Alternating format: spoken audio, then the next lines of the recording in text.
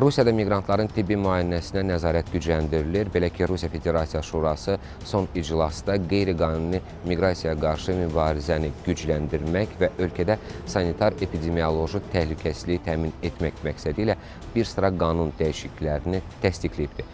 Qəbul edilən dəyişikliklər xarici vətəndaşların tibbi müayinədən keçməsi ilə bağlı korrupsiya hallarını və saxta sənəd dövriyyəsinin qarşısını almağa yönəlmiş sistemli tədbirlər paketidir.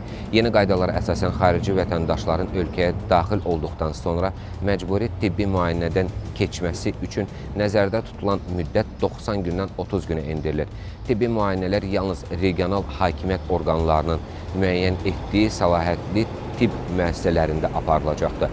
Bundan əlavə tibbi müayinənin keçirilməsi, tibbi rəylərin hazırlanması və məlumat bazalarına yerləşdirilməsi ilə bağlı hüquq və vəzifələrin üçüncü şəxslərə ötürülməsi qadağan edilir.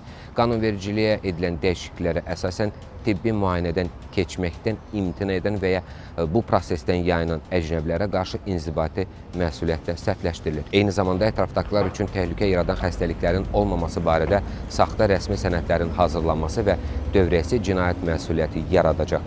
Yeni qaydaların məqsədi miqrasiya proseslərinə nəzarəti gücləndirmək, ictimai sağlamlığı qorumaq və saxtakarlıq hallarının qarşısını almaqdır.